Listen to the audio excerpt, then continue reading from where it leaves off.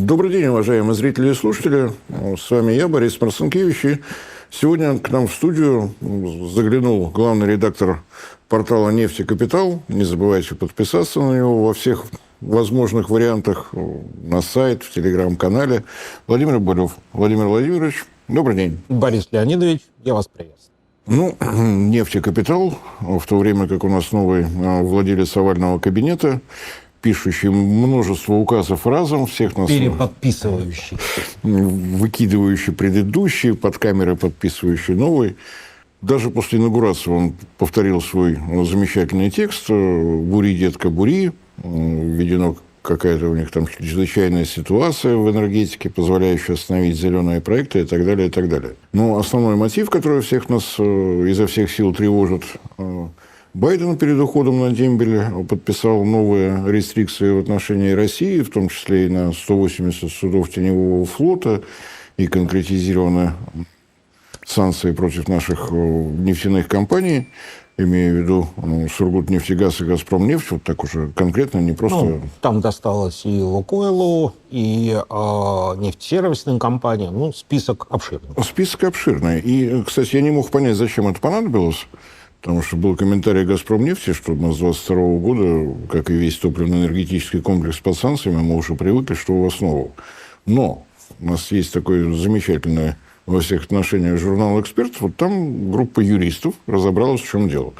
Все санкции, которые вносил до этого мистер Байден, мистер Трамп может отменить росчерком пера. Но вот этот последний пакет, он подведен под действие закона, принятого во время правления Обамы, который прошел через Сенат и Конгресс. То есть теперь, чтобы отменить последний вот этот пакет санкций, Трампу недостаточно написать указ. Ему надо вносить изменения в законопроект, выводить на уровень Сената и Конгресса и так далее. То есть это где-нибудь... То есть только через суд. И где-нибудь на полгода, даже при хорошем раскладе.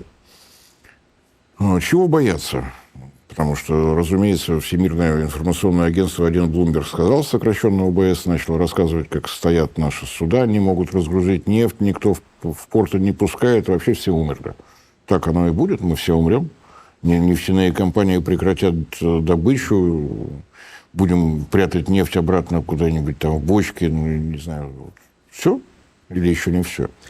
Плохая новость заключается в том, что мы все когда-нибудь умрем, а хорошая новость в том, что не сразу. А если серьезно, то, конечно, удар нанесен был достаточно мощный. Таких ударов мы уже давно не получали, и он был нанесен грамотно, точечно, то есть ударили, как говорится, по транспорту. А транспорт в нашем случае вещь ключевая, потому что добывать-то мы научились уже сами, и без зарубежных нефтесервисных компаний, без зарубежных технологий, много чего смогли импорта заместить. То, что мы не смогли импорта заместить, мы где-то там скопировали, украли, купили через Китай, и так далее. Осуществили процесс обратного инжиниринга. Да. Слово украли, вычеркиваем, его не было. Да. Реинжиниринг, там как это еще может называться, русский язык богатый, эвфемизмов много. Суть остается прежней. И на самом деле комплексно там под удар попали еще и страховые компании наши. Совершенно верно. Добывающие, нефтесервисники, транспортники. Вся экологическая вот эта... Да, как раз удар по транспорту, он наиболее чувствительный, потому что так долго выстраивали систему торговли в обход запретов вот этих вот поставок нефти по цене выше потолка, а наша нефть действительно торгуется выше потолка, особенно сорта нефти типа ВСТО и так далее. Опять же, страховые компании, без них сложно, потому что никто не даст пройти через чувствительные места международной транспортной системы, через проливы без вот этих страховых покрытий. Да и в порт зайти тоже надо страховочку показать. Поэтому, конечно, удар чувствительный, серьезный, но, опять же, да, во-первых, начнем с того, что нефть на это, как-то не слишком сильно и среагировала. То есть, если, опять же, удар был нанесен с целью как-то поколебать вот это сложившееся равновесие цен на рынке нефти, то не очень-то и получилось. Толкнули чашечки весов, они чуть-чуть покачались и, в принципе, пришли примерно в обратное состояние. Там, по-моему, с неделю немножечко росли котировки, а потом вернулись практически... Фактически, да. То есть сейчас вот по состоянию на сегодня нефть дешевеет 5-й день подряд, и она опять вернулась вот к этому диапазону 70 плюс, не доходя до 80. Ну и, соответственно, пока вот мы видим это самое равновесие, которое поколебать достаточно сложно. Еще один момент. Да, действительно, российской нефти, наверное, в первом квартале этого года будет тяжело, потому что придется как-то перестраивать систему, опять искать какие-то новые компании, новые ходы, выходы, новые суда, новые транспортные компании, новых страховщиков. И так или иначе какой-то баланс, вернуться к нему опять получится. Более того, есть уже сигналы по поводу того, что примерно так оно и будет, потому что, например, та же самая Индия, которая является одним из крупнейших покупателей российской нефти, с одной стороны, сделала реверанс в сторону Трампа, заявив о том, что да-да-да, конечно, мы будем покупать вашу североамериканскую нефть, естественно, мы не можем вам отказать. А с другой стороны, они авторизовали работу российских страховых компаний, которые, соответственно, будут обеспечивать вот эти вот проводки нефтяные до индийских портов. Морскую торговлю, грубо говоря. Совершенно верно. Поэтому все, конечно, делают вид, что очень испугались. Боюсь. Да, и как бы вот, неприлично же, человека только назначили, надо сделать ему приятно. Вот, но при этом все, в общем-то, объективно понимают, что, скажем, прекратить морской экспорт российской нефти в Китай сложно, а прекратить поставки по суху невозможно. Что касается Индии, поскольку Россия действительно является для Индии серьезным поставщиком нефти, то вот так сразу обрубить все эти поставки тоже будет крайне затруднительно. Да, последняя статистика была, Россия поставляла порядка 40% нефти в Индию. Спроса индийского, и отказаться от такого сегмента сразу невозможно. Да, потому что, опять же, Индия размышляет следующим образом. Окей, мы откажемся, а что мы получим взамен? Что вы можете предложить? Да, во-первых, какие объемы, а во-вторых, какую цену? То есть то, что российская нефть поставлялась в Индию с дисконтом к бренду, это понятно. Она всюду поставляется с дисконтом, потому что подсанкционная нефть не может стоить столько же, сколько и неподсанкционная. А во-вторых, заместить эти объемы сразу никто не сможет. Я напомню, что члены ОПЕК сейчас находятся в состоянии как бы сокращенной добычи, и никто пока эти сокращения не отменял. Плюс ко всему, нефть – это не вода из крана, открутил, потекла. То есть, соответственно, для того, чтобы восстановить объемы добычи, потребуется какое-то время, какие-то инвестиции. А что касается что касается открыть кран и потекла, еще важен химический состав нефти, потому что если индийские НПЗ работают на Юралсе, то замещать ее WTI очень тяжело. А это, кстати, да, еще один важный фактор. Спасибо, что о нем упомянули, потому что те же самые американские заводы, они тоже в основном потребляют тяжелую нефть, они так построены. И, соответственно, пока была нефть из Венесуэлы, все было хорошо. Потом... Нефть из Венесуэлы внизу, если смотрим на карту, нефть из Канады наверху. Да, совершенно верно. И плюс ко всему была российская нефть и российский мазут, который прекрасно подходил как сырье для переработки на американских заводах для производства миллионов галлонов замечательного американского топлива. Теперь нет ни одного, ни второго, а с Канадой сейчас вообще вопрос открытый, потому что сейчас как бы идет такая вот интересная какая-то перебранка с угрозами. То есть Трамп угрожает захватить Канаду и сделать ее следующим штатом США. Канада говорит о том, что в таком случае фиг вам, как говорится, большая индейская изба, а не наша нефть, а мы ее всю на экспорт пустим. Тут тоже возникают вопросы. И что касается самой добычи в Штатах, бурить-то, детка, конечно, можно. Вопрос только, какие детки будут бурить, кому обращен этот посыл. Да, и опять же вопрос, что выбуривать. Потому что месторождения тяжелой средней нефти, которые на североамериканском континенте были, они вот как-то просто на поздних стадиях. И если увеличивать добычу, то пойдет легкая нефть WTI и сверхлегкая Бакен, та вот, которую добывают гидроразрывом. А вот это все не очень подходит в качестве сырья для американских НПЗ, во всяком случае, большинства из них индийских НПЗ. То есть, конечно, продавать-то ее будут, но нужно немножко не это. То есть, соответственно, нужно бурить то, что бурить проблематично, поскольку его как бы не так уж и много. А во-вторых, во время правления Байдена американские нефтяники поменяли свою стратегию в связи с зеленой повесткой.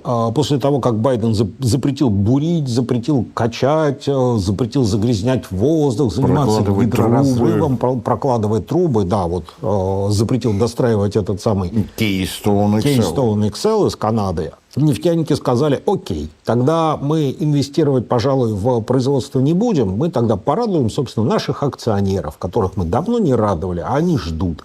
И, собственно говоря, те средства, которые компании зарабатывали и накапливали, они раздавались акционерам, и все были счастливы. Акционеры довольны, у них есть деньги, компании тоже счастливы, потому что они выполняют, собственно говоря, основную задачу коммерческой компании — приносить прибыль своим акционерам. А у акционеров радость двойная. Можно взять деньги и на них построить замечательную солнечную электростанцию. Ну, например. Или какой-нибудь ветряк, кстати, против которого Байден из-за их внешнего уродства собрался бороться. Таким образом, получается, что, собственно говоря, сами Штаты, несмотря на призыв к деткам бурить, вряд ли, во-первых, кинутся это немедленно делать. А здесь есть два фактора, которые не позволят им кинуться. То есть, первое, для этого нужны деньги, нужно идти там в банки, получать какое-то финансирование и так далее, и так далее, и так далее. Это занимает время. А во-вторых, собственно говоря, а зачем очень много бурить, если цена на нефть сейчас 70+, и, наверное, это и так всех устраивает. Нефть по 40 никому не нужна. Это новый вид спорта. Найти денег, вложиться для того, чтобы сделать свой товар более дешевым. Прекрасный бизнес-план. Да, интересный бизнес-план. Вряд ли, наверное, Шевроны какие-нибудь или Шеллы на это согласятся. И, соответственно, по примерным прикидкам, кстати, не нашим, а самих американцев, если вот сейчас вот прям начать что-то активно делать, то можно добавить еще, там где-то 2 миллиона баррелей в сутки. Там до 3 насчитали при оптимистическом варианте. Если очень напрячься. Но забывали назвать сроки, сколько на это потребуется. Вот. И, соответственно, во-первых, сроки, а во-вторых, это как бы наверное, не то, к чему призывает Байден, когда говорит: бури, детка, бури. Трамп. Все. Вычеркиваем. Да. Забываем этого молодого перспективного. Теперь вот у нас есть новый молодой перспективный. Очень молодой, в отличие от того старого. Этот молодой. Главное, не перепутать. Поэтому, собственно говоря, выглядит это все очень бравурно, лозунгов много, а вот в реалиях, наверное, не очень-то что-то и получится. Есть же запасной ход. Я думаю, что он будет крайне неожиданным для всей планеты, да и для вас, для меня. Если мы говорим о тяжелой нефти Венесуэлы, то ближайший сорт, подходящий по химическому составу, это Юралс, и чуточку отличается Iranian Heavy. Если мы с Юралсом поругались, то почему бы внезапно с тем же лозунгом «Бури, детка, бури» не приехать в Иран и сказать: отдай нам побольше Iranian Heavy? Тут тоже есть определенная сложность. Вот там же перемирие, сейчас все успокаивается. Тут раз... во-первых, все-таки для Штатов договариваться с Ираном – это харам. То есть идеологически как-то сложно. А во-вторых, даже если попытаться договориться с Ираном, я думаю, что, скорее всего, это не одобрит Саудовская Аравия. Вот почему-то им это может не понравиться. А Саудовская Аравия, напомню, это, по большому счету, это основной партнер США на Ближнем Востоке, ближе нету. И опять же, помимо того, что это основной партнер на Ближнем Востоке, это крупнейший, на минуточку, по запасам, а также по объемам добычи нефтегазовый монстр в лице Сауди Арамко. Поэтому... Нет, можно, конечно, не договариваться. То есть моя бизнес-идея не прошла, и вы полагаете, что вот этот танец вокруг торта, который исполнял Дональд Трамп, это тоже намек на его близость с Саудовской Аравией? Я правильно понимаю? Там тоже любят с саблями. Я просто до сих пор еще помню, что в предыдущее свое правление Трамп приезжал в Саудовскую Аравию с предложением увеличить объем добычи, забыть про сделку ОПЕК+, потому что Россия тогда, естественно, экономика в клочья, как обычно, этих клочьев уже просто не осталось, уже все провалить, что могли.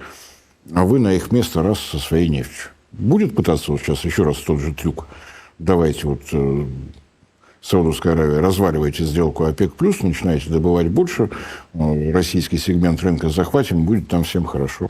Да тоже сложный вопрос, потому что, я напомню, в тот раз как-то не задалась беседа у Трампа с саудовским принцем. наверное, может быть, имело смысл отделить политику от экономики, поговорить только про нефть, а не говорить о том, что ваш диктаторский режим тут журналистов в посольствах убивает и на куски режет. Ну и Байден приезжал с той же идеей: давайте вы бросите этот ОПЕК+, начнете добывать, и будет всем хорошо. И тоже не получилось. Тоже не получилось. Может быть, это вот такая таблетка памяти, которая у Саудовской Аравии есть. 2020 год, пандемия, поругались с Россией, через месяц получили замечательный результат. WTI с отрицательными ценами. Ну, как-то вот, может быть, действительно сложилось так, что те, кто участвует в сделке ОПЕК+, выходить из нее не желают, потому что, больно. Ну, Один да. раз вышли, получили что-то И около... как-то было грустно. Было грустно. Нефть по 9 – это очень больно.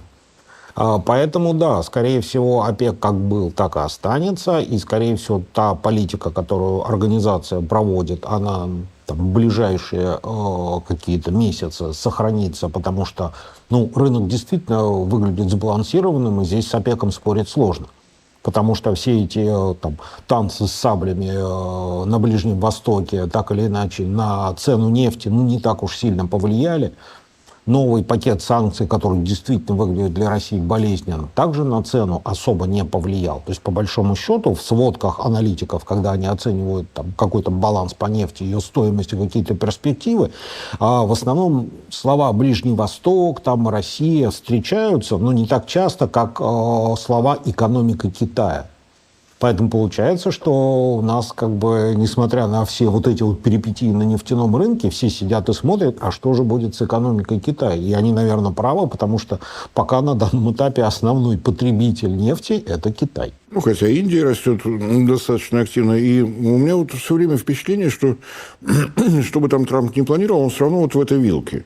Я делаю цену более дешевой и еду в Пекин получать орден. Потому что основной импортер нефти вдруг видит удешевление любимого товара.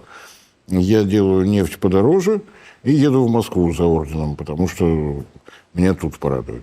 И опять же, давайте не забывать о внутреннем рынке. То есть, если мы получаем орден в Москве, то нас внутренние потребители не очень за этот орден похвалят, потому что тут параллель-то однозначная. Растет цена на нефть, соответственно, растет цена на топливо на внутреннем американском рынке.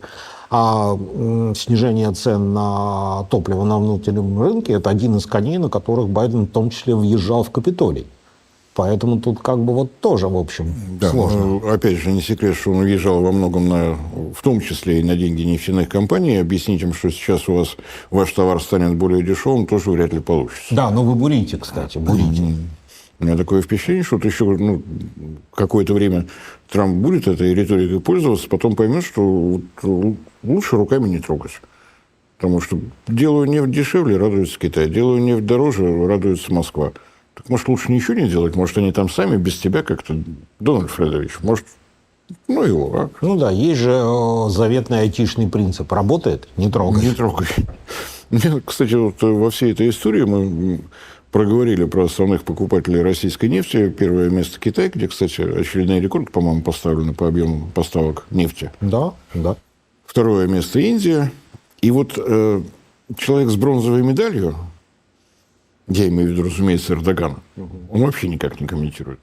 Вот вы там ругаетесь, делаете, что хотите, а я здесь тихонечко. А ему некогда, ему нефтепродукты закупать надо. Причем я пытался понять, что происходит, а происходит следующее. Вот все эти санкции, которые проходят вокруг российского добывающего комплекса, транспортирующего комплекса, Совкомфлот попал под удар вместе со всем своим флотом, которому средний возраст меньше 10 лет, и это точно не про экологию. Вот кто угодно может быть под санкциями, кроме тех судов и тех компаний, которые развозят нефть из города Новороссийска, которая поступает по КТК, Каспийскому транспортному трубопроводному консорциуму.